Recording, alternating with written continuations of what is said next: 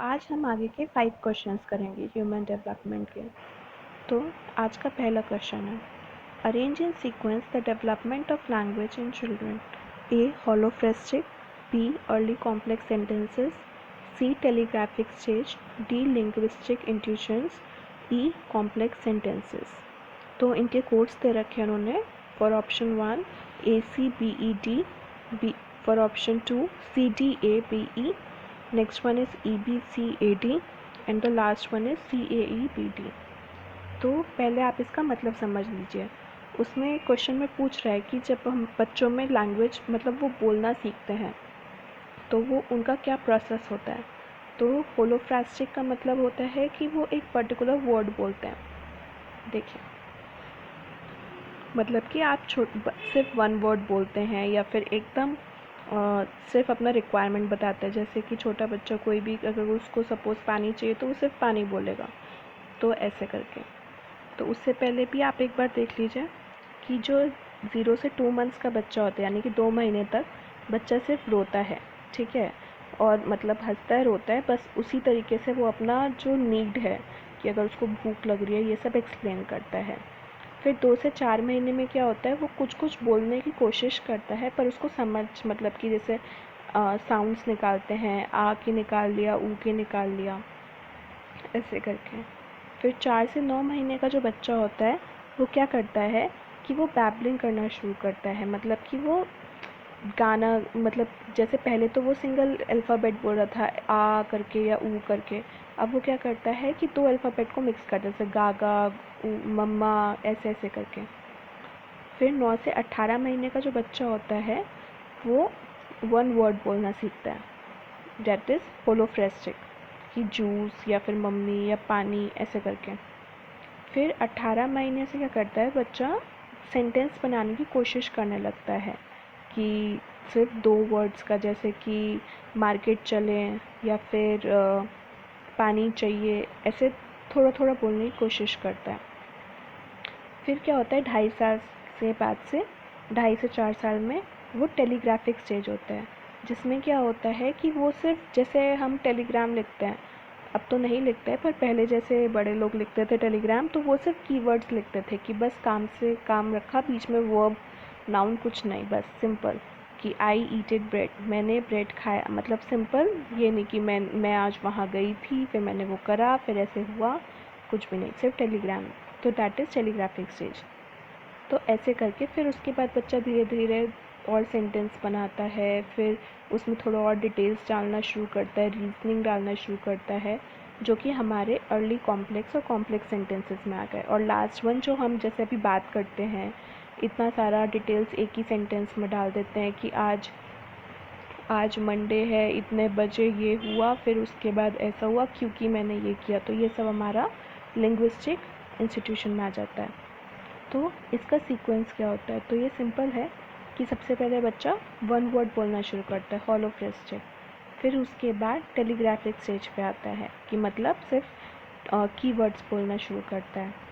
फिर बच्चा क्या करता है कि वो अर्ली कॉम्प्लेक्स सेंटेंसेस बनाएगा, कि थोड़ा डिटेल डालने की कोशिश कर रहा है, मतलब कि मैं आज मार्केट गया फिर वहाँ से ये लिया, तो उसके लिए बहुत अर्ली कॉम्प्लेक्स सेंटेंस हो गया। मतलब कि वो कोशिश कर रहा है पर अभी भी उसे ढंग से बन नहीं रहे हैं कि उसने पूरी डिटेल्स क्या क्या करी, तो वो छोटे छोटे सेंटेंसेस बनाता है।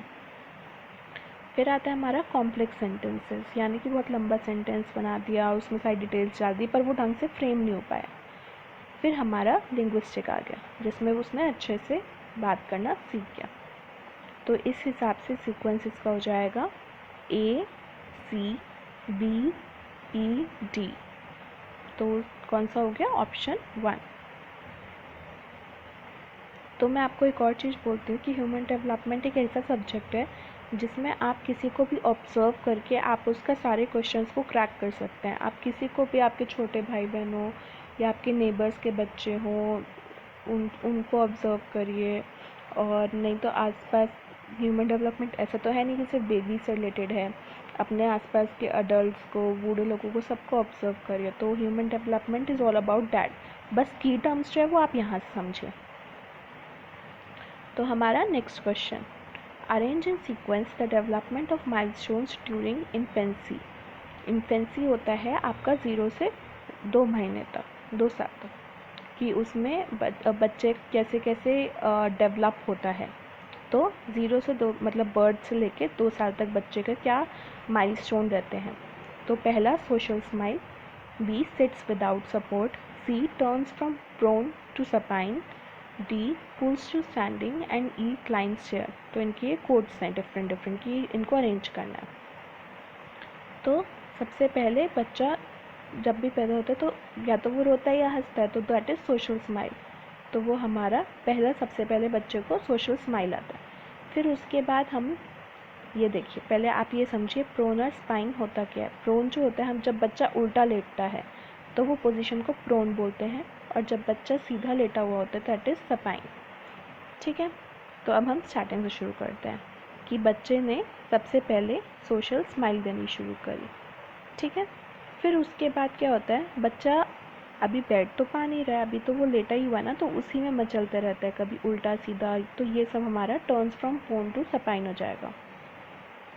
फिर हमारा सिटिंग विदाउट सपोर्ट, कि मतलब वो बैठने की कोशिश कर रहा है, बैठने लग जाता है, उसको आपको सहारा नहीं देना होता, तो वैसे करके। फिर उसके बाद वो धीरे धीरे खड़े होने की कोशिश करता है, तो किसी चीज़ को पकड़ के खड़ा होगा, तो वो हमारा स्टैंडिंग विद असिस्टेंस हो गया, जो कि हमारा 12 महीने तक बच्चा यूजुअली सीख लेता है। मतलब कि 1 साल के अंदर वो अभी तक स्माइल तो कर ही रहा है, पलट भी रहा है, फिर उसके बाद वो विदाउट सपोर्ट बैठ भी रहा है, अभी कोशिश के संग मतलब सहारे के संग वो खड़ा भी हो पा रहा है। फिर वो क्रॉल करना सीखता है, मतलब कि जब वो अपने घुटनों के बल चलता है, फिर वॉक करता है, वो किसी चीज़ को पकड़ पकड़ के इधर से उधर मूव करने की कोशिश करता है, फिर आराम से खड़ा हो पाता है अकेले और अकेले चल पाता है। तो ये सब हमारा जो होता है ये ऑलमोस्ट 2 साल तक ये सारा कंप्लीट हो जाता है बेबी का नॉर्मल प्रोसेस। तो अब इस हिसाब से इसको अरेंज करना है। तो बहुत सिंपल है, सबसे पहले सोशल स्माइल ए, फिर हमारा सी, फिर हमारा बी आएगा, फिर हमारा पुल्स टू स्टैंडिंग डी, फिर उसके बाद वो स्टेयर्स चढ़ना शुरू करेगा। तो इसका हमारा आंसर हो जाएगा फर्स्ट सी। फिर हमारा next question, arrange the following stages of family life cycle as per their order of occurrence. अब ये बोल रहा है किसी भी फैमिली लाइफ साइकिल में क्या ऑर्डर रहता है कुछ भी इवेंट्स होने का। तो ये हमारे इवेंट्स हैं, period of establishment in elementary school, child bearing in preschool, vocational adjustment of children, D high school and college, E retirement, and last is financial recovery. और उसके डिफरेंट कोड्स हैं। तो इसमें क्या होता है कि वो बोल रहा है कि ये डिफरेंट डिफरेंट इवेंट्स और इनको अरेंज करना है कि हर फैमिली में यूजुअली कैसे होता है। तो इसका सबसे पहले इसमें बोला है period of establishment in elementary school. तो एलिमेंट्री स्कूल से पहले तो चाइल्ड बेयरिंग और प्री स्कूल आएगा ना, बच्चा सबसे पहले प्री स्कूल में जाएगा, तभी तो उसके बाद वो एलिमेंट्री स्कूल में जाएगा। फिर उसके बाद वो vocational adjustment of children. Vocational होता है जब बच्चे को किसी लाइफ स्किल, जैसे आप सपोज़ डांस क्लास ले लीजिए, डांस भी एक स्किल ही है, तो वो अगर उसको फ्यूचर्स में है तो उसमें क्लासेस में से डाल देते हैं।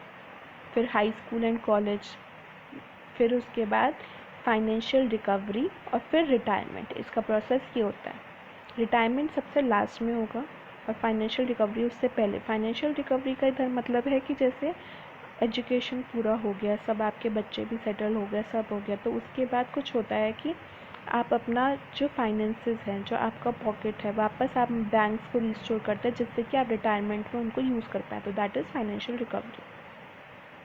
तो इसका आंसर हो जाएगा child bearing and preschool से स्टार्ट करके बी, फिर period of establishment and elementary school, फिर vocational adjustment, high school and college, financial recovery and retirement. Option 2। फिर next question, arrange the following steps of persuasive speech as proposed by Aristotle. तो Aristotle का बहुत important है theory. तो इन्होंने बोला है कि हमें स्टेप्स को अरेंज करना है, एंड जो स्टेप्स हैं वो ये है, arrangement, invention, style, delivery and memory for persuasive speech. मतलब कि किसी भी स्पीच के लिए कोई भी हम जैसे भाषण देते हैं या कोई भी टॉपिक समझाते हैं तो उसका एक पर्टिकुलर सामने वाले बंदे को वो रिटेन होना चाहिए, मतलब सामने वाले बंदे को समझ में आना चाहिए। तो उसका एक तरीका होता है, तो उसके स्टेप्स क्या हैं, तो उसको 5 कैनॉन्स ऑफ रिटोरिक भी बोलते हैं। तो इसमें सबसे पहले आता है इन्वेंशन, मतलब आपको सबसे पहले कोई टॉपिक होना चाहिए जिस पे आप बात करो। टॉपिक ही नहीं होगा तो आप क्या बात करोगे, किस चीज़ के बारे में बात करोगे। तो हमारा सबसे पहले इन्वेंशन। फिर अरेंजमेंट, कि हम जो हमने टॉपिक आइडेंटिफाई कर लिया, अब उसके अंदर जो जो पॉइंट्स हैं उनको अरेंज करना पड़ेगा कि इसको कैसे रखें, कौन सा पॉइंट पहले आएगा, कौन सा पॉइंट बाद में आएगा। तो वो एक तरीका होता है। अब आप जैसे फॉर एग्ज़ाम्पल कोई भी चीज़ है, अगर आपको आप कोई भी स्पीच दे रहे हो कि सुबह हमको उठते एक्सरसाइज करना चाहिए, फिर उसके बाद पानी पीना चाहिए, फिर नहाना चाहिए, फिर काम पे बैठना चाहिए। अगर आप इसी चीज़ को बोल दोगे कि सुबह एक्सरसाइज करो, फिर काम पे बैठ जाओ, फिर नहा लो, फिर पानी पी लो, फिर कुछ कर लो, तो मतलब वो एक तरीका नहीं हुआ ना। तो इसलिए आइडियल कंडीशन के अकॉर्डिंग सबसे पहले हमें एक टॉपिक आइडेंटिफाई करना चाहिए, उसको अरेंज करना चाहिए जिससे बंदे को सब समझ में आए, सामने जिसको आप समझा रहे हो ऑडियंस को। फिर स्टाइल, कि how the writer presents the word and tone of the essay और स्पीच, कि मतलब ऐसा ना हो कि बीच में एकदम से लेज़ी हो जाए, या जहाँ जिस पॉइंट पे फोकस देना चाहिए उस पर फोकस दिए बिना ही कुछ चल रहा है, तो दैट इज़ स्टाइल। फिर मेमोरी, कि उसको जो चीज़ वो बोल रहा है उसको वो चीज़ पता होनी चाहिए, उसको वो चीज़ याद होनी चाहिए कि वो क्या बोल रहा है। अगर जैसे फॉर एग्ज़ाम्पल जब आपके सामने आपकी जैसे कोई भी टीचर होती है, वो आपको कोई पढ़ा रही होती है, तो वो आपको तभी समझ में आता है जब वो आपको देख के आई कांटेक्ट करके समझाए, या फिर वो सिर्फ बोर्ड पे देखते रहे और बोलते रहे, तो वो तो नहीं समझ में आएगा ना, आपको इतना अफेक्टिव नहीं होगा। तो इसलिए जो स्पीकर है उसको वो सब याद भी होना चाहिए। फिर डिलीवरी, कि आपने उसको कैसे ऑडियंस तक पहुंचाया, कैसे आपने उनको समझाया, कि जैसे आपने पर्टिकुलर जो भी आपको पॉइंट समझाना है उसको अच्छे से समझाया या नहीं समझाया, किस तरीके से, कोई फ्रेंडली तरीके से समझाता है, कोई एकदम फॉर्मल जोन होकर समझाता है, तो वो एक आपका डिलीवरी में आ जाता है। तो इस हिसाब से इसका आप देखिए, तो सबसे पहले इन्वेंशन आएगा यानी कि ऑप्शन बी, फिर arrangement option A, then style C, and then delivery, sorry memory and then delivery. तो आपका हो जाएगा BACED, तो that is option 3। I hope आपको समझ में आया हो, नहीं होगा तो आप फिर से आप पूछ सकते हैं। तो हमारा आज का last question, match the stages in list 1 with achievement in list 2। तो ये हमारे लिस्ट 1 में है, डिफरेंट स्टेजेस हैं, sensory motor stage, pre operational stage, concrete operation and formal operation. और लिस्ट 2 में कि वो किस चीज़ पे फोकस कर रहा है, centration, object permanence, test hypothesis, conservation of number and formation. अब आपको इनको मैच करना है, बट इससे पहले आप समझे कि ये स्टेजेस होते क्या, और ये बहुत ही इंपॉर्टेंट क्वेश्चन है क्योंकि ये स्टेजेस किसी ना किसी तरीके से आती ही रहती हैं एग्ज़ाम्स में। तो सबसे पहले होता है हमारा सेंसरी मोटर स्टेज, जो कि बर्थ से लेके 2 साल के बच्चों में पाया जाता है। उसमें क्या होता है कि उनको कोई भी चीज़ दिखा दो तो उनको वो चीज़ थोड़ा याद रह जाता है, मतलब ऑब्जेक्ट परमानेंस बोलते हैं। जैसे आपने उनको कोई भी रेड कलर का खिलौना दिखाया, तो उनको खिलौना तो नहीं, पर उनको रेड कलर का कुछ कुछ याद रह जाता है, फिर धीरे धीरे करके उनको खिलौने का शेप याद रह जाता है, फिर आप उसकी जगह ग्रीन लाओगे और उनको रेड कलर का ही पसंद है तो वो रेड कलर की तरफ जाता है। तो that is sensory motor stage. फिर हमारा प्री ऑपरेशनल स्टेज, वो 2 से 7 साल के बच्चों में होता है। उसमें क्या होता है, बच्चा बोलना सीखता है, लैंग्वेज डेवलपमेंट होता है, इलॉजिकल थिंकिंग होता है, मतलब कि कुछ भी बोलता है वो उसको कोई लॉजिक नहीं होता है। तो जैसे कि सपोज़ कुछ जैसे वो बोल रहा है कि मेरे को चॉकलेट चाहिए, क्यों, क्योंकि मुझे, बस ऐसे छोड़ दिया, कुछ नहीं बोला उसने, क्यों, बस ये इसका इलॉजिकल थिंकिंग होता है। ईगो सेंट्रिक होता है कि मतलब उसको हर चीज़ अपने पे फोकस होती है, कि मतलब वो उसको सेंटर ऑफ अट्रैक्शन, कि सब उसको देखें, सब उसको अटेंशन पे करें। अगर वो इसी एज में क्या होता है, बच्चे बहुत शैतान हो जाते हैं, जिनके जैसे पेरेंट्स हो गए या आसपास के लोग, जब वो उन पे अटेंशन पे नहीं कर रहे होते, ध्यान नहीं दे रहे होते, तो वो और शैतानी करते हैं जिससे कि उन पे और ध्यान दिया जाए। तो वो डैट इज़ ईगोसेंट्रिक। उनको हर चीज़ अपने हिसाब से चाहिए होती है और उनको चीज़ याद होनी थोड़ी बहुत शुरू हो जाती है, दैट इज़ कंजर्वेशन। फिर बच्चा जब 7 से 12 साल का होता है तो क्या होता है कि वो कंप्लीट ऑपरेशनल स्टेज में जाता है, जिसमें वो थोड़ा बहुत लीनियर थिंकिंग करने लग जाता है। कि पहले पहले तो उसको क्या था कि उसको कुछ मतलब रट रहा था। अब वो क्या करता है, लीनियर थिंकिंग में पहुंच जाता है स्टेज में, कि जिसमें वो समझता थोड़ा बहुत है पर यूजुअली रटता है। कि मतलब अच्छा इसने बोल दिया है 1 2 3 4 5 6, तो वो इसी सीक्वेंस को याद करेगा विदाउट एनी थिंकिंग कि 1 के बाद 2, 2 के बाद ऐसे क्यों आता है। तो दैट इज़ लीनियर थिंकिंग। फिर 12 साल के बाद से मतलब कि ऑलमोस्ट बच्चा 7th क्लास में पहुंच गया होगा, 6-7 क्लास में। तो 6-7 क्लास के बाद क्या होता है, वो लॉजिकल थिंकिंग करने लगता है with multiple possibilities, abstract thinking आ जाता है।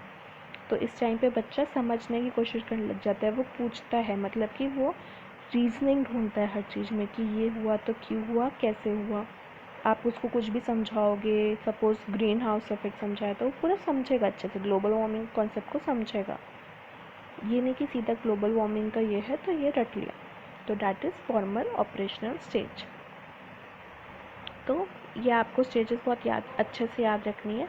सबसे पहले सेंसरी मोटर, फिर प्री ऑपरेशनल, फिर कंक्रीट ऑपरेशनल, फिर फॉर्मल ऑपरेशनल।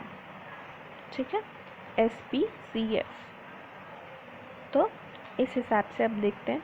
अब इसने बोला है sensory motor stage. Sensory motor stage में आप देखिए, सेंट्रेशन तो था नहीं, ऑब्जेक्ट परमानेंस था कि उसका एक कीवर्ड था जिसमें बच्चा टॉय को देख के, रेड कलर के टॉय को देख के उसको याद कर रहा था। तो डैट इज़, तो हमारा ए का तो हो जाएगा तो सेकेंड। फिर हमारा pre operational stage. Pre operational stage के बच्चे centration, test hypothesis, conservation of number या फॉर्मेशन। तो प्री ऑपरेशनल स्टेज में क्या था, बच्चा बहुत शैतानी करता था, वो बहुत ईगोसेंट्रिक था, अपनी तरफ ज़्यादा ध्यान भटकाने की कोशिश करता था। तो दैट इज़ बी का फर्स्ट। फिर कंक्रीट ऑपरेशन। कंक्रीट ऑपरेशन के लिए अब हमारे पास क्या बचा, test hypothesis, conservation of number and formation. तो कंक्रीट ऑपरेशन में कंजर्वेशन ऑफ नंबर होगा। क्यों? क्योंकि वो रटता रहता था कि मतलब 1 2 3 4 ABCDF। तो दैट इज़ कंक्रीट ऑपरेशन। फिर हमारा फॉर्मल ऑपरेशन, उसमें हमारा टेस्ट हाइपोथेसिस आ जाएगा कि जो भी बोला, क्यों बोला, कैसे बोला, ये सब चीज़ में। तो इसका आंसर हो जाएगा first, that is sensory motor stage का object permanence, pre operational stage का सेंट्रेशन, सी का दैट इज कंक्रीट ऑपरेशन में कंजर्वेशन ऑफ नंबर, डी में फॉर्मल ऑपरेशंस में टेस्ट हाइपोथेसिस। तो ये बहुत ही इंपॉर्टेंट क्वेश्चन है, तो आप प्लीज़ इसको दोबारा बार बार पढ़िए जिससे आपको ये एकदम टिप्स पे आ जाए। तो इसी के साथ आज का लेक्चर ओवर होता है। और आपको कोई भी प्रॉब्लम है तो आप हमारे संग कमेंट बॉक्स में जुड़ सकते हैं, नहीं तो टेलीग्राम पे हमारा डिस्कशन चैनल है, तो उसमें आप डिस्कशन ग्रुप में पार्ट ले सकते हैं। और ऑल्सो जितने भी PPTs हम लोग जितना भी आपको वीडियोस प्रोवाइड करते हैं उन सब का PDF उसमें टाइम टू टाइम प्रोवाइड करते रहते हैं। या फिर आप हमें मेल भी लिख सकते हैं examination.catalyst@gmail.com। अगर आपके पास और भी ऑप्शंस, आप इंस्टाग्राम पे भी हमारे संग जुड़ सकते हैं एग्जामिनेशन कैटलिस्ट के नाम से। तो अगर आपको आज का वीडियो अच्छा लगा हो तो प्लीज़ आप लाइक करिए और शेयर करिए, क्योंकि sharing is caring. And always do comment and subscribe the channel. Thank you.